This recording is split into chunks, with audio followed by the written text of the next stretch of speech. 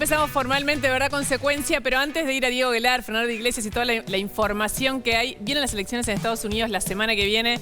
Es un tema muy trascendente. Argentina tiene un involucramiento muy particular con Estados Unidos. Fíjate que echaron a la canciller de nuestro país por no votar a favor de Estados Unidos en un tema, aparte tan controversial como es el bloqueo, el embargo a Cuba. De eso vamos a hablar en un ratito, pero tenemos información de Bruno Giacono, que cada momento de este año siempre los periodistas de investigación ponen su cabeza en las declaraciones juradas patrimoniales de los funcionarios públicos. Esto es, siempre ha dado, en el kirchnerismo sobre todo, pero históricamente ha dado mucha información polémica, contundente. De hecho, Ricardo Jaime, fíjense que ahora están pidiendo que vuelva de prisión, que entre y cumpla prisión. Polémico por lo que aparece y por lo que no aparece también. Claro, polémico porque hay gente como por ejemplo Ricardo Jaime, que en su momento declaraba ser prácticamente pobre y tenía una vida de multimillonario. Eso hizo que básicamente empiece una causa penal por esa razón. Y polémico porque hay gente que pone cosas que no se justifican. Y en general es el momento más incómodo de los funcionarios públicos, que es cuando tienen que poner en blanco algo. Es decir, este es mi patrimonio. Si algo de eso no cierra o falla, bueno, después empiezan tus problemas penales y así. ¿Te puedo agregar algo, Lu? Sí, por supuesto. Muy incómodo, te diría más aún cuando varios de los integrantes del gobierno tal vez vienen del sector privado y por primera vez tienen que exponer sus bienes, mostrarlos, que todos lo conozcan. Bueno, ¿qué hicimos acá en Verdad Consecuencia? Como nos caracteriza, buceamos en las declaraciones juradas y encontramos aquellas perlitas o datos curiosos, insólitos, que no siempre se suele mostrar o en los que no siempre se suele poner el foco. Sí. Vamos a empezar a conocer algunos de estos datos que son realmente increíbles o al menos muy llamativos. A ver, ¿quién era la funcionaria más rica del gabinete del gobierno? ¿Te animás a decir? ¿Quién era? La estoy viendo en pantalla. Digo, ¿quién era? Digo, no te ayudaron. Diana Mondino. Diana Mondino. Ahora, Diana Mondino. Mirá el patrimonio que tenía Diana Mondino, que ascendía a 23.000 millones de pesos. 23.746 millones de pesos. 23.000 millones. ¿Esto está segurísimo? No, por supuesto, obvio. Sí, por supuesto. 23 millones. Perdón. 23 palos verdes. Pero tiene una explicación. Claro. Pero tiene una explicación. Me voy a sentar, mira, Bruno. Sí, Casi me da un infarto. Mira, de a poquito te empiezo a contar. Tiene 7 inmuebles, pero no te quedes con eso, porque eso es muy chiquito, muy pequeño. 7 inmuebles, de los cuales 4 fueron por herencia. Después tiene una gran cantidad de bonos, de acciones. ¿De dónde viene, digamos, lo grueso de su patrimonio? Es que ella heredó el 50% del Banco Roela, que es de la familia, que cotiza en 12.800 millones de pesos. De ahí viene lo más grueso de su declaración jurada. Pero qué casualidad, mira, yo no me quiero adelantar a lo que viene, pero quien la reemplaza, no solamente en el cargo, sino en el ranking de quien más plata tiene, es justamente su reemplazante. Pero ahora lo voy a contar, mirá, acá está. Gerardo Huertain.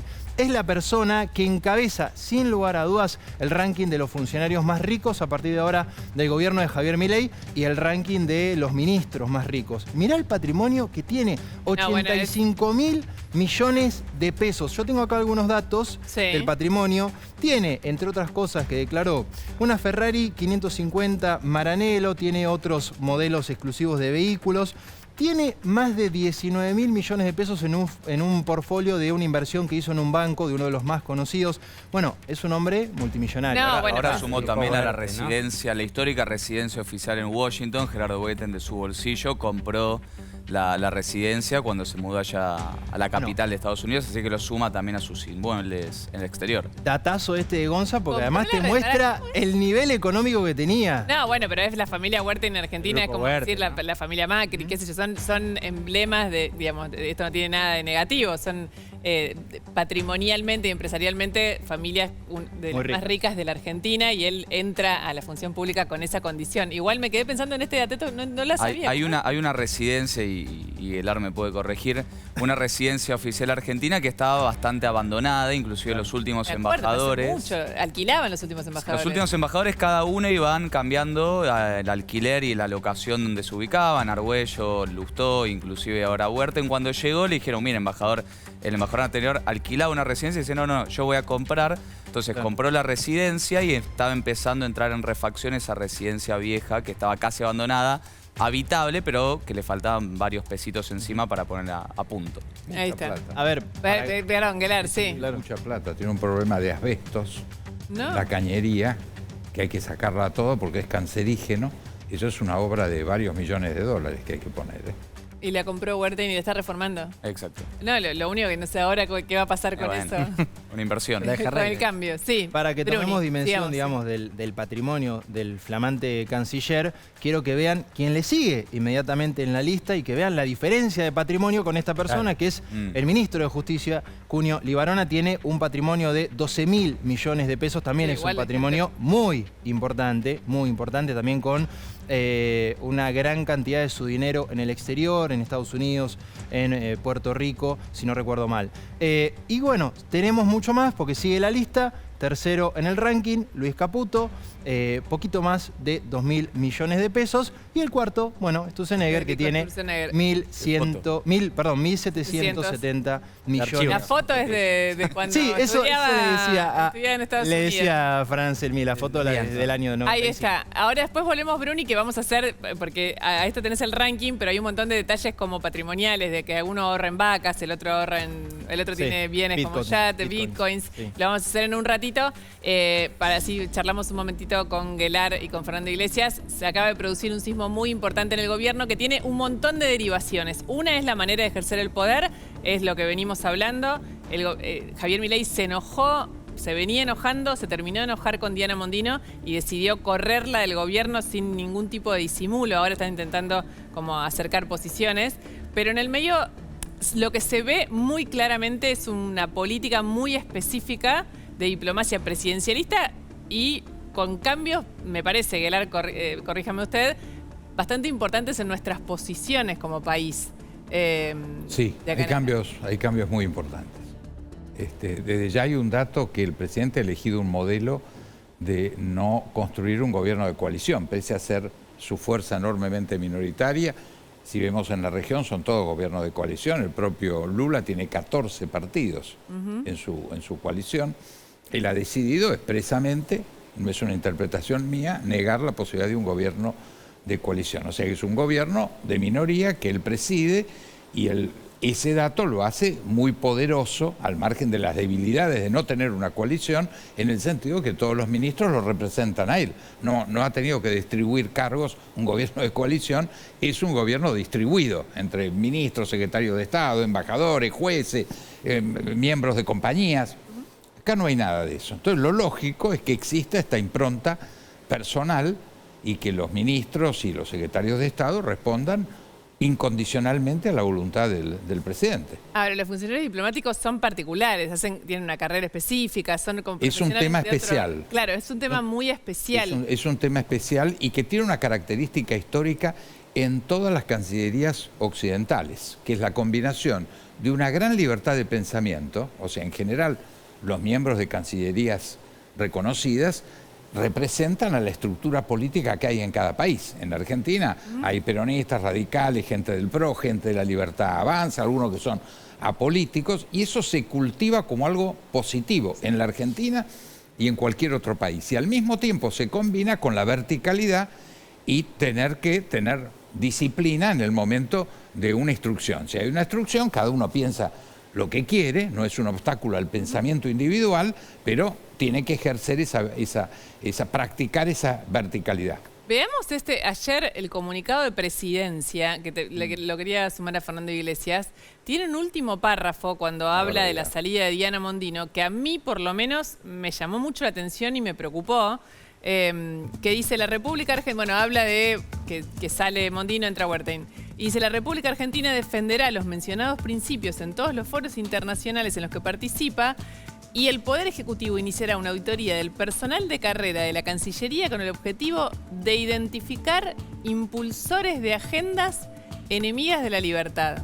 Esto me parece una barbaridad, no lo puedo categorizar de otra forma. Ha preocupado ¿Alguna vez pasó? A todas las cancillerías del mundo, porque implica lo que se llama una cacería de brujas, es decir, condicionar el pensamiento, no el accionar. En el accionar está claro, un diplomático tiene que cumplir las instrucciones cuando le llegan instrucciones de la superioridad. Así se dice como si fuera un ejército, pero esos son los términos que se dice. Se manda un cable por el sistema encriptado de comunicaciones entre la Cancillería y las embajadas, se recibe la instrucción, normalmente firmada por el canciller o la canciller y se cumple la instrucción totalmente al margen del pensamiento que individualmente cada uno tenga. Ahora, este criterio de censura del pensamiento, esto es inédito y me parece que está equivocado y espero que el presidente lo revise. Y no hay que dejar de lado, Lu, que hace 2 semanas, un viernes por la noche, Javier Milei, a través del mecanismo del sistema interno de la Cancillería, se ocupó de escribir una carta que le llegue a todos los diplomáticos, absolutamente todos los diplomáticos, inclusive ya pasando por encima de Mondino, donde también en el último párrafo decía: quienes no sigan las ideas de la libertad que nuestro gobierno quiere impulsar a nivel internacional, tiene que dar un paso al costado. Internamente esto es leído como una amenaza y en algún punto el temor que también está existiendo es decir, bueno, lo que le pasó a Lagorio en algún punto es justamente... que era embajador ante la ONU. En las Naciones Unidas, exactamente, que fue cumplir con lo que le pidieron de la Cancillería. Le puede pasar a cualquier otro funcionario y que a ese funcionario lo van a señalar por cumplir una orden que no le gusta a la Casa Rosada, que no le gusta al Ejecutivo, o por hacer una observación del pedido que le llega también de la Cancillería. Hay un clima de tensión e inclusive de un fantasma de amenaza que incomoda y mucho al servicio exterior de la nación. ¿Cómo se hace una auditoría de esta clase? No, yo creo que ¿Cómo no, la llevas a cabo? Sí, para mí también es... Me disculpas, además es una orden ilegal. En el Código de Justicia Militar de las Fuerzas Armadas en la Argentina, después de lo que pasó con la dictadura, no hay más obediencia debida. Entonces, ¿cuáles son las ideas de la libertad si se prohíbe la libertad de pensamiento? Es decir, se supone... es una idea que al principio lo único que piensa es el estalinismo. Bueno, o sea, las ideas de la libertad es dejar que los otros piensen cosas diferentes. Esas son las ideas de la libertad. No es una doctrina. No puede... En este caso, me parece la Manu, libertad. para que Iglesias está haciendo caras y quería que me diga... Yo no leo eso. Dice a los que impulsen una agenda, no a los que piensen diferente. Pónganlo de nuevo. Ponelo de nuevo y lee el último párrafo. Pero una auditoría... De ninguna manera es una limitación a la libertad de pensamiento. No hay más que leer el texto. Dice a los funcionarios que impulsen una agenda enemiga de las ideas de libertad. Que se refiere claramente... bueno, pero perdón. Y además, un funcionario de Cancillería que se prepara toda la vida, que tiene una carrera especial, que son profesionales. Y después no puede impulsar una agenda propia. ¿No puede opinar? No puede adentro de digamos, básicamente el trabajo que hacen, corríjanme, por supuesto, es un tema muy específico, pero es como dar frente a determinados temas específicos, los que sean de orden internacional y según el país en el que estén y cómo funcionan, dan su opinión y dan su, si querés, cómo fue que funcionó Argentina en estos temas antes. Está y después claro que no... la política toma su decisión, pero pueden impulsar un pensamiento. La Constitución argentina establece que el manejo de las relaciones exteriores está en manos de la Presidencia de la Nación. Sí. Bien. El presidente de la Nación, por lo tanto, designa a los funcionarios y uno puede estar o no de acuerdo. Yo me llevé muy bien con Mondino y lamento mucho que se haya ido, la he llamado, se lo he dicho. Ahora, el que decide... ¿Y ella qué le dijo? El que decide es el presidente. Sí. Segundo, desde luego que si vos sos funcionario de la Cancillería, sos un embajador, no podés impulsar una agenda distinta a la que está llevando adelante el presidente. Sí. Y eso es lo que dice, impulsar una agenda, dice textualmente, sí, eso es lo que dice. Identificar impulsores de agenda enemigas de la libertad. El tema es que es un... Uno habla, han hablado abundantemente, digo, no dice en ningún momento que no son libres de pensar lo que quieran. Y me permito hacer esta observación, porque se habla de Cancillería y de los funcionarios de Cancillería con una visión que no corresponde a la situación actual. La Cancillería es probablemente la burocracia estatal, y no lo digo como crítica, lo digo como el funcionariado estatal, si queremos poner así, de los más eficientes y de los mejores que tiene el país. Fue eso durante muchísimo tiempo. Lamentablemente, entre las muchas cosas que ha roto el peronismo, ha roto también eso, porque han tomado una actitud permanente de llenar Cancillería y espacios y embajadas hasta último momento.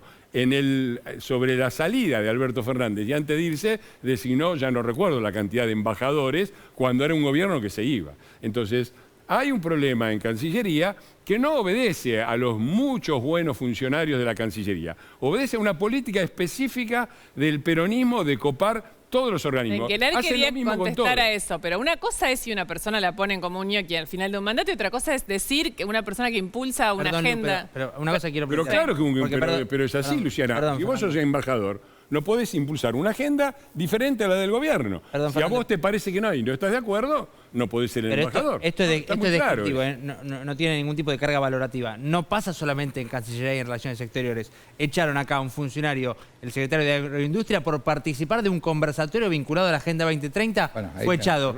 Echaron del bloque a un senador, Faltroni, por plantearse en contra de la postulación del juez Lijo para la Corte. Es decir, en todas las líneas, el gobierno, después le opinamos lo que querramos respecto a esto. Ahora, el gobierno lo hace en todas las líneas. Aquel funcionario que se corre 1 milímetro de la línea oficial está fuera. Eso es un análisis que puede ser válido. En el caso específico de Cancillería, es lógico que el presidente reclame que todos los funcionarios y embajadores a cargo respeten la línea fijada desde Presidencia. Y déjame decir una cosa más.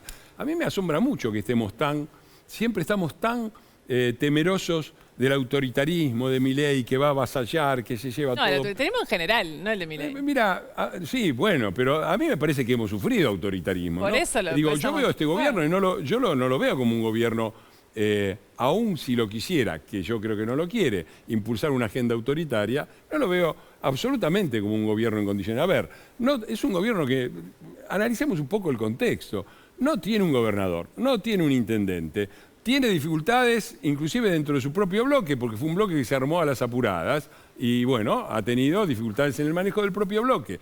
Tiene 56% de los votos el presidente, 10% de los senadores, 14% de los diputados. Tiene la CGT en contra, los piqueteros en contra, bueno. Entonces me parece que hablar de una amenaza de autoritarismo de este gobierno, el problema de este gobierno no es el autoritarismo, es la necesidad de imponer una agenda fuerte, porque a la vez está en una situación difícil, heredó una situación dramática, impulsa una agenda muy fuerte de cambios y tiene muy escaso poder político. Bueno, uno puede criticar algunas cosas, me parece, yo te lo vuelvo a repetir, a mí con Mondino yo me llevaba muy bien, vos sabés que la presidencia de la Comisión de Relaciones Exteriores ¿le parece trabaja muy justo? directamente. Démosle la vuelta. ¿Le parece justo? Porque realmente yo le quiero preguntar a Aguilar, pero es obvio que no fue y apretó otro botón el embajador ante la ONU que lo hizo. Que no había una orden de cambiar ese voto. Eso, Mondino no lo va a decir, pero es obvio. No hay forma que la Casa Rosada no supiera que esa instrucción decía que la Argentina tenía que votar a favor de esa resolución. De hecho, es lo que le iba a preguntar a Diego. No es exactamente lo que a mí me llega, pero te repito, yo puedo estar... Pero me parece que acá lo que se está pidiendo es una acción más decidida. El tema Cuba es un tema muy delicado. Es un tema... No, ya sé, pero nadie habla de Cuba y la condición del régimen cubano. Es un voto histórico, es casi un voto políticamente correcto que se hace como por deporte. De mil maneras, Luciana, pero hay una disidencia que se expresa en el voto entre lo que el presidente se espera del voto y lo que sucedió. Uno puede estar de acuerdo con una cosa o con la otra. A mí no me parece una disidencia grave, pero bueno. Para Diego, perdón. Es razonable que el presidente... Es un poco la clave de esta historia, porque digo, lo que quiero preguntar a Diego. ¿Hay alguna posibilidad de que la Casa Rosada pudiera desconocer lo que iba a votar la Cancillería? No, seguro que no. Y yo quiero volver a la instrucción. La instrucción habla de una agenda, es la Agenda 2045. No existe más la 2030 porque fue sustituida. La 2045 está auspiciada por 147 países, donde están todos nuestros aliados. Está Estados Unidos, está China, está Israel, está la Unión Europea, todos nuestros vecinos y socios en el Mercosur, está Australia, Canadá, Nueva Zelanda, Japón. ¿Qué es esa agenda? Primero hay que leerla, es un dato fundamental. Es una cantidad de títulos muy lavados, los contenidos son totalmente discutibles, está en la propia resolución, que cada país lo interpreta como quiere, no es condicionante de nada, y es la agenda, yo diría, más occidental que se ha aprobado con esos números en Naciones Unidas. Cuando el presidente habla de la Agenda 2045. Esto choca con todos nuestros aliados históricos. La Argentina ha trabajado en esa agenda y la verdad no hay prejuicio. O sea, hay títulos y títulos, son 56 títulos muy amplios. O sea, para que una resolución en Naciones Unidas sea aprobada por 147 países, 150 países, tiene que ser totalmente lavada, Sí, porque si no, eso, nunca podría ser aprobada. Quiere decir que es una aproximación que el presidente interpreta como, por ejemplo, hablar de los derechos reproductivos de la mujer, que de eso habla uno de los 57 títulos, es estimular el aborto como política asesina. Así lo dice el presidente. Que hablar de cambio climático es un mito, no existe, el cambio climático es una conspiración comunista contra el mundo occidental y un invento. Bueno, está bien, pero esas son interpretaciones que las puede tener. Yo no coincido con esas interpretaciones, pero válidamente en el campo de la agenda de la libertad puede tener esas interpretaciones. Pero no es lo que dice de ninguna forma la resolución 2045, que, insisto, la consensúan todos nuestros aliados, todos los que votan con nosotros en Naciones Unidas, todos a los que le estamos pidiendo inversiones, créditos, que nos compren nuestros productos, que nos manden sus turistas. Esos son los auspiciantes de la Agenda 2045. Más, yo mismo te diría que es muy difícil estar a favor, porque la agenda no tiene contenidos.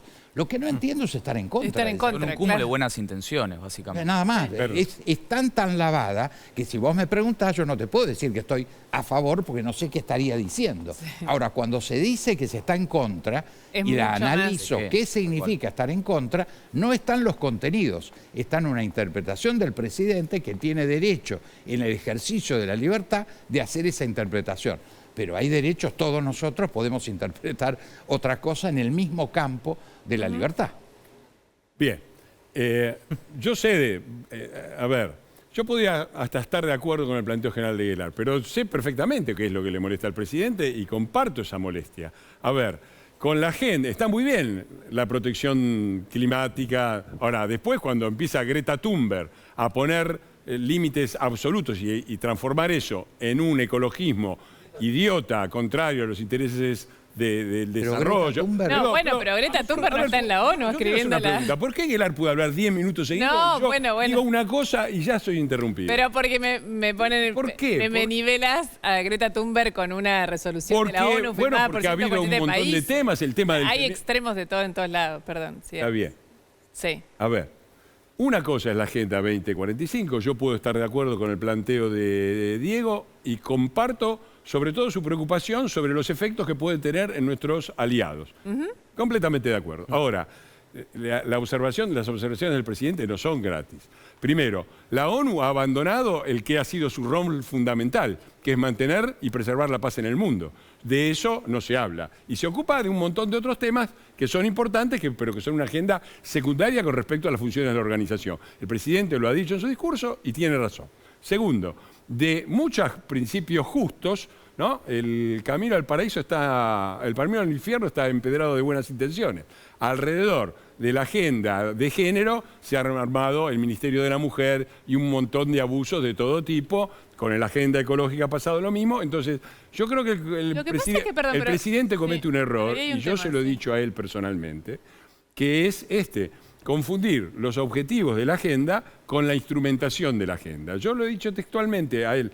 Vos no estás contra los derechos humanos, estás contra Eve de Bonafini y el uso espurio de los derechos humanos. Y me parece, en general, que es una... Ahora, lo que a mí me parece que tenemos que reservar en el análisis, cuando uno analiza la política exterior, que está hecha también de declaraciones, está hecha también de hechos. Entonces, todo esto es una polémica válida, razonable, en las cuales podemos tener diferentes posiciones. Yo me permito recordarles cuáles son los hechos de la política exterior de este gobierno. Sí. Un año atrás, la Argentina bancaba a la dictadura de Maduro. Hoy está claramente y ha desempeñado un rol directo en la oposición a la dictadura de Maduro. Hace un año atrás, Argentina iba a ser la puerta abierta a Rusia en América Latina. Hoy el presidente ha sido condecorado por Zelensky por su rol en la defensa de la libertad, con la mayor condecoración que otorga Ucrania. Hace poco la Argentina estaba en el conflicto de Medio Oriente, que no nos engañemos, es entre Irán e Israel, estaba del lado de Irán, con un pacto de impunidad con Irán y con medidas muy concretas de apoyo de impunidad para quienes efectuaron atentados directos condenados por la justicia argentina. Entonces, me parece que cuando yo veo la política exterior... Digamos, ¿por qué eso habilita lo otro? No habilita lo otro. Yo digo ¿Por qué que lo cuando se hace habilita? un balance... ¿Por qué la agenda de Yo digo que cuando se hace un balance de relaciones exteriores, como estamos haciendo, amplio, hay que considerar todos los hechos. Y a mí me parece que estamos siempre con el mismo problema. Le aplicamos una vara de Suiza y el microscopio a una gestión que cuando yo comparo la gestión actual con la que teníamos hace un año, es milagroso que estemos del lado de la democracia en Venezuela, del derecho de Israel a defenderse y del lado de Ucrania que resiste al invasor ruso. Estábamos exactamente Pero del otro estamos lado. en contra del cambio climático, en contra de la defensa de los derechos de las mujeres en situaciones... Sí. No exactamente. Yo quiero acordar con vos, porque me parece que todo lo que estás diciendo es así y yo estoy de acuerdo. Yo voté por el presidente Milei, somos del mismo partido, de PRO, apoyamos este programa, creo que los logros son muy importantes, sin lugar a duda, que es el rumbo correcto, ese es un cantar. Claro, Ahora estamos hablando de otro tema, en eso, bueno, pero sin lugar a duda. Los temas también son importantes. Está bien, pero no estamos hablando de eso, sino hablemos de cómo apoyamos a este gobierno y en ese sentido me solidarizo totalmente con lo que vos decís. Ahora, respecto, por ejemplo, de la última votación, yo tengo que asumir la responsabilidad que reunido con el presidente Menem y el ex canciller Di Tella, fui el autor, la propuesta de la política del doble repudio, que llamábamos doble repudio. Repudiar al embargo porque había sido un instrumento, el embargo norteamericano, porque era un instrumento que para lo único que sirvió durante 60 años fue para fortalecer, legitimar y ayudar a la dictadura castrista, que utilizó, se victimizó con la idea de que era un bloqueo, todavía lo llama, muchos colegas de ustedes me preguntaban hoy sobre el bloqueo, no hay ningún bloqueo, el bloqueo americano fue 14 días, la primera quincena de octubre de 1962, en el momento más álgido del conflicto de los misiles, de las bases misilísticas. Después es un bloqueo que es una decisión de Estados Unidos. Lo que hacen todos los aliados de Estados Unidos al exhortar a Estados Unidos que termine con la política de bloqueo, que termine con darle ese instrumento a Cuba. Y nosotros hacíamos el doble, y estuvo vigente 30 años, repudiar el bloqueo porque realmente estaba al servicio de la dictadura cubana y repudiar el sistema de violatorio de derechos humanos, etc. A ver, eso era lo que estaba pasando. Diego, es decir, pero vos hiciste un comentario y he escuchado comentarios que esta resoluciones a favor de Cuba. No, yo no dije eso. No vos. Creo vos lo para era una resolución a favor. No es a favor de Cuba. Categóricamente, pero toda la Unión Europea, todos los países americanos, todos los aliados americanos que votaron la exhortación, porque esta es una decisión unilateral de Estados Unidos, solamente la toma Estados Unidos o no la toma y no la va a tomar. Diego, podemos discutir, tu posición es razonable. Yo creo que es razonable defender esa posición y me parece también razonable defender el apoyo junto con a la posición de Estados Unidos y de Israel, que también son aliados nuestros. Es la posición del presidente y tiene derecho a tomarla. Ahora lo esencial acá es que tenemos un gobierno que claramente se perfila a nivel internacional en contra de las dictaduras, contra las dictaduras de la región y especialmente la cubana. Cuando veníamos de un gobierno anterior cuya principal dirigente, Cristina Kirchner, tomaba vacaciones junto con Fidel Castro y se iba siempre a la tanda. Una de mano y nos vamos a la tanda. Yo creo que es importante. Yo no me cierro. Me parece muy bien mencionar y matizar y ver el punto de crítica. Pero me parece también muy bien rescatar los puntos fuertes. Argentina está por primera vez en mucho tiempo del lado de la democracia y contra las dictaduras. Fernando, perdón, recojo el guante de la chicana, no quiero... Chicana. Si es que efectivamente fue así, pero escucho mucho de parte de algún sector más radicalizado del PRO particularmente, de la Libertad Avanza, como una chicana al periodismo, a la prensa, esto de la vara suiza, ¿no? Que para algunos gobiernos hay vara por el piso y para otros hay vara suiza. Ahora te pregunto, ¿no hay de parte del propio gobierno una especie de discusión interna si la vara la ponen en un lado o en otro? Acaban de echar hace horas a una funcionaria por comprar una cafetera por 2 millones de pesos y de repente para otro... Lo hace el mismo PRO cuando le pone... en algunos aspectos de índole más republicano, si querés, o vinculados a las instituciones, le pone un freno, pero en otros tantos no. Hay una contradicción ahí dentro del propio gobierno y sus aliados. Yo lo que creo que hay es una situación muy especial de la Argentina, en donde los argentinos perdemos muy rápidamente de vista la fragilidad en la que estamos. Porque enseguida nos parece que está todo... Yo veo una situación de extrema fragilidad. Están dando bien la economía, están dando bien la macroeconomía, la microeconomía se empieza a recuperar, hay una visión no de una coalición, como dice Diego, pero sí de un trabajo conjunto que venimos sosteniendo desde el bloque de diputados del PRO, sosteniendo al gobierno, pero es todo una enorme fragilidad, ¿no? Yo me acuerdo, nosotros en el diciembre de 2017, nosotros habíamos ganado, Cambiemos, había ganado las elecciones con un gran resultado, la economía estaba yendo para arriba, había crecido, la pobreza era del 25%, y de repente nos encontramos unos pocos meses después corriendo atrás del cambio, perdimos la oportunidad. Entonces, la Argentina es un país enormemente inestable y este es un gobierno enormemente frágil, que le da una situación dramática, que la está solucionando y que la está solucionando con muy pocos elementos de poder. Entonces, a mí me pone un poco nervioso, no es una chicana, que estemos todo el tiempo temiendo el autoritarismo de Milei, cuando la situación, ¿vos sabés cómo se gobierna la Argentina? Porque ahora viene el tema de los DNU, que está ligado a todo esto, Sí, que no lo hablamos todavía. Que no sabemos qué va a hacer el PRO, asume, A ver, claro. a ver, el PRO gobernó con esta ley. Sería raro que ahora la quisiéramos cambiar. Bueno, parece que estuvimos 4 años en el gobierno con esta ley, ahora se la queremos cambiar a Milei. A mí no me parece. Pero mira, la Argentina es así. Te voy al tema de los DNU. Gobierna. No nos alcanza el programa. Rápido. La Argentina es así. Asume el peronismo. El peronismo tiene mayoría en el Senado, mayoría en diputados, los sindicatos a favor, los piqueteros a favor, Corte Suprema, 3 de 4 son peronistas, Comodoro Pi, 9 de 10 lo designó el peronismo, acumulación de funcionarios en las embajadas y de todo, geológica, así. Y del autoritarismo, el peronismo casi nunca se lo critica. Asume Milei, no tiene un gobernador, no tiene un intendente, tiene 10% de los senadores, 14% de los diputados, no designó un juez. Cuidado con el autoritarismo de Milei. Bueno, muchachos, pongamos las cosas Está en Nieves foco. Suberviuler en las calles de Nueva York para contarte todo sobre las elecciones. Son la semana que viene, para nosotros son esta vez importantes y para el mundo ni te cuento. Todo después de la tanda, ya volvemos.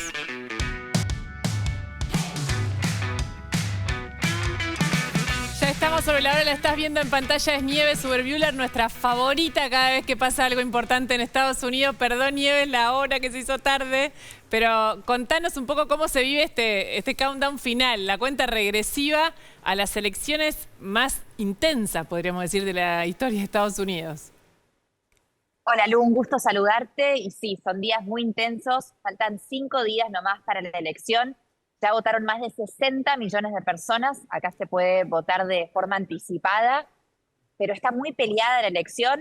Es un empate. Hoy en día quien te diga que sabe quién gana te miente, porque es todo por un punto porcentual, o arriba 2, abajo 2 puntos porcentuales, todo dentro del margen de error en los 7 estados swing, los estados de pendulares o swing de batalla, que son los 7 estados que definan la elección, porque esto es un sistema de colegio electoral, no es voto popular. Entonces estamos viendo campaña en estos 7 estados muy intensas por parte de ambos candidatos. ¿Quién define la elección? O sea, son estos 7 estados, pero recién Guelar me decía, mirá, hace foco en que esta es una elección casi de género. Si las mujeres salen masivamente a votar, podrían hacer la diferencia a favor de Kamala, y si fuese al revés, los hombres le podrían dar el triunfo a Trump.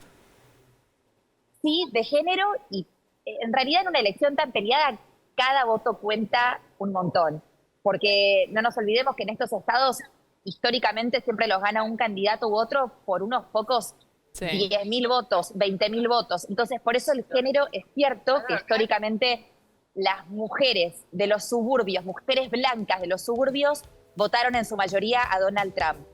Y después de todo el tema de las limitaciones de los derechos reproductivos de la mujer que ocurrieron durante el mandato de Donald Trump, este grupo está ahora volcándose más hacia Kamala Harris.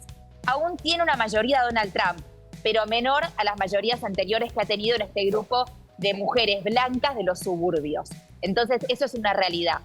Otro voto muy importante y muy peleado y que está en todos los titulares en estos últimos días es el voto latino. Sí. Es el 15% del electorado y también es un voto que en los últimos años se ha volcado más hacia el Partido Republicano, es un voto más conservador y que vota con su bolsillo. Y que sus conclusiones son que en los últimos años todo se volvió más caro, la inflación. Sí. Entonces, más allá de que la economía esté muy bien y esté creciendo, en esta elección están eligiendo más a la plataforma republicana por este tema de la economía.